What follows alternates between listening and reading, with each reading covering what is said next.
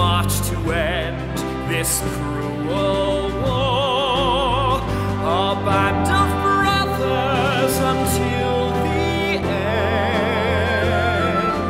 I shall not... It feels that the first 10 years of Wales Millennium Centre have almost been moving towards this point, and we've presented some of the best musicals ever written and ever seen, but we've never made one of our own. All alone for every father's tear. I was given the script and I was given the CD, and I read the story and I thought it was an extraordinary story, and then I listened to the music and fell totally in love with it.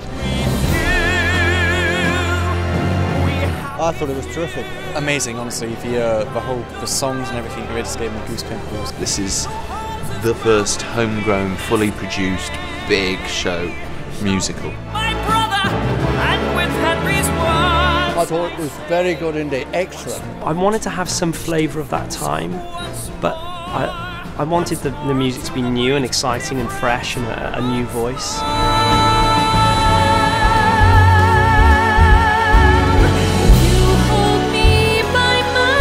It was uplifting, it was inspiring. I hope people find it very funny, very moving, and feel that a story that really reaches out to them, because it's a story about people.